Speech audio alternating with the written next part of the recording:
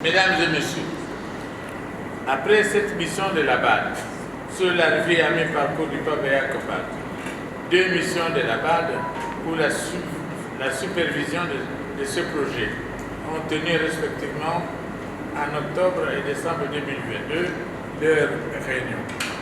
À cette occasion, ils ont encouragé la coordination du projet à accélérer le rythme d'exécution des activités du projet en vue d'améliorer les taux d'engagement et de décaissement du projet. Comme je l'ai dit si haut, la réunion de ce jour concerne la tenue de la première session ordinaire de l'année 2023 du comité de pilotage afin de permettre à ses membres de pouvoir valider le plan de travail et le budget annuel 2023. Ce plan qui vous sera présenté très bientôt par les experts de l'unité de coordination du PABEA Cobalt donne des détails sur le niveau de réalisation du plan de travail et budget annuel de 2022 ainsi que la planification et le budget des activités pour l'année 2023. Mais la poursuite des travaux d'installation, de matériel et d'équipement d'appui à la reconversion socio-économique en agro-business et ceux de réinsertion sociale des enfants s'étendra sur l'année 2024. Avant de clore mon propos, je voudrais vous inviter à valider ce plan de travail et budget annuel 2023 car les résultats y afférents s'inscrivent en droite ligne des actions sociales à impact visible et durable qu'a planifié son Excellence Monsieur le Président de la République, chef de l'État, son Excellence Félix-Antoine Tshisekedi Tshilombo, à qui je réitère mes hommages les plus déférents et mes remerciements pour son appui permanent qu'il accorde à ce projet qui cadre avec sa vision sociale d'amélioration des conditions de vie de tous les Congolais, traduite chaque jour en acte par le gouvernement de la République sous la haute supervision de son Excellence, Monsieur le Premier ministre Sama Lukonde.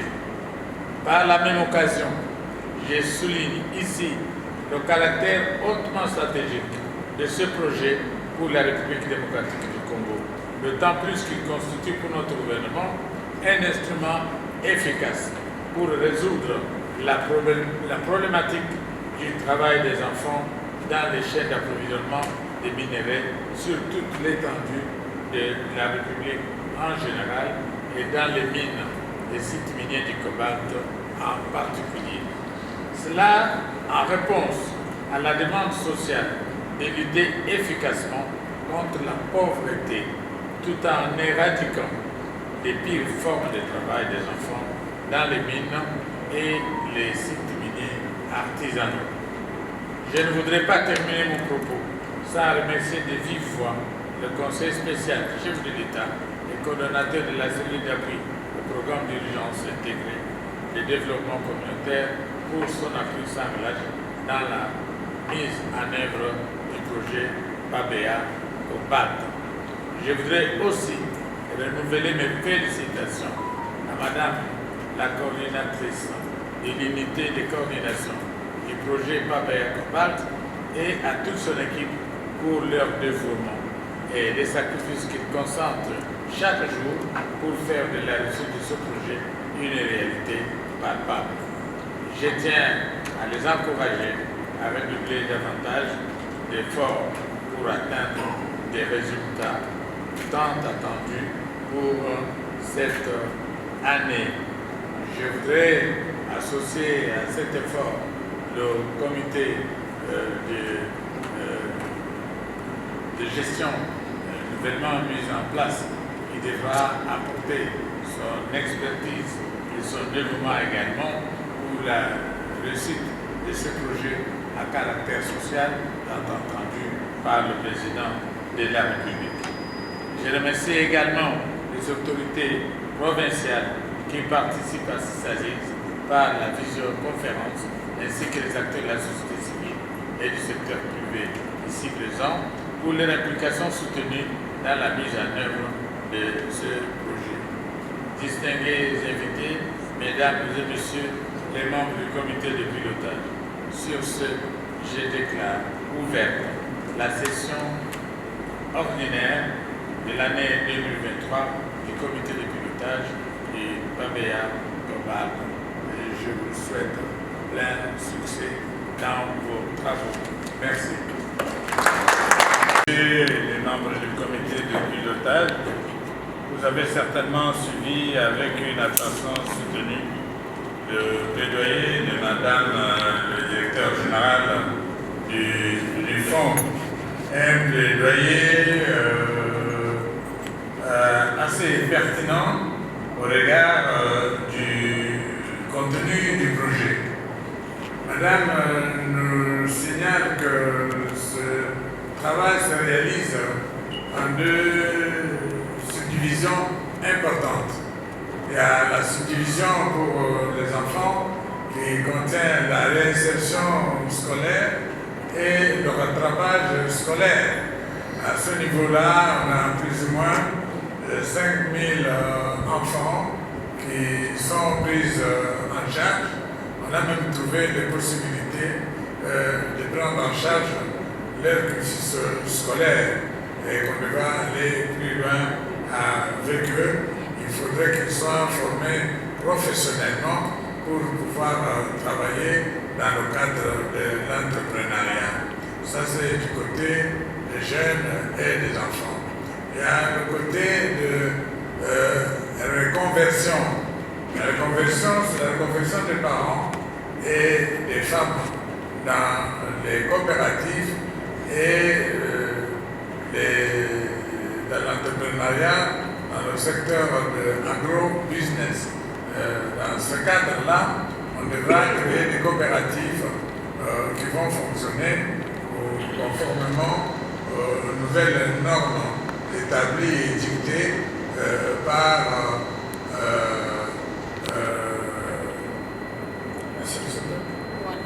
l'ONA. Donc, nous avons deux branches différentes. Nous avons les enfants qu'il faut récupérer, qu'il faut réinsérer, et nous avons les mamans d'une manière particulière et les parents qu'il faut reconvertir en business et en coopérative. Et ce travail-là devra produire au moins 40 infrastructures scolaires, plus ou moins 6000 centres, non, 6 centres de santé. Ce travail-là nécessite 84 millions de dollars qui sont disponibles, que nous devons utiliser parce que nous avons connu un retard de 2 ans. Néanmoins, la BAD qui finance ce projet accepte d'évoluer une année de plus avec nous, quitte à nous à faire décaisser rapidement cet argent pour réaliser les projets qui sont attendus par le président de la République. J'attire l'attention du président et des membres du conseil d'administration du fonds pour que ce travail qui a connu un léger retard, nous avons rencontré la compréhension des dirigeants de la BAD. Monsieur le président du conseil d'administration et votre comité, vous voulez bien épauler Madame le directeur général du fonds pour que nous puissions décaisser rapidement cet argent pour pouvoir le mettre à la disposition de la population. C'est la raison pour laquelle nous avons signé avec le ministère des Finances le contrat de performance. Ce contrat reste valable que si votre comité approuve et valide en ce moment le travail que nous propose Madame le directeur général du fonds, puis-je considérer que nous validons ce plan de travail, nous validons ce budget, que bien des intérêts de la population, de nos mamans et de nos jeunes. Je voudrais laisser un petit instant s'il y a un éclairage que vous voulez obtenir avant d'approuver ce plan pour qu'il soit considéré comme tel et qui donne lieu au décaissement des fonds que nous attendons. Est-ce qu'il y a un membre du comité de pilotage qui voudrait enrichir ce qui serait plus intéressant, ce que nous venons de dire, ce que nous venons d'expliquer?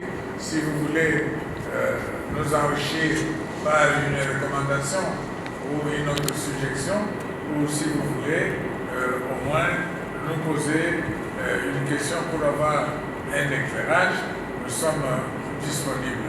Si cela peut nous prendre 5 minutes, ça nous permettrait d'aller plus vite. À vous la parole. Cela étant, nous obtenons ces décaissements à temps. Comme vous venez d'approuver, vous venez de valider la programmation, nous aurons fonctionné jusqu'au mois de juin-juillet 2024, parce que c'est à ce moment-là que l'année scolaire se termine. Mais pour les autres segments, nous commencerons à avoir des réalisations, surtout en ce qui concerne les centres d'information et de rattrapage, les centres de production et de transformation. Nous aurons les premiers résultats au mois de février de l'année prochaine, au mois de mars et au mois d'avril. Nous aurons déjà les premiers résultats, l'effectivité du travail que nous avons fait dans le cadre de ce projet. Et cette effectivité va se terminer avec l'année scolaire au mois de juin-juillet de l'an 2024. Est-ce que nous approuvons cette programmation ou vous pensez qu'il peut y avoir des modifications? Je ne crois pas, parce que l'année scolaire ne dépend pas de nous.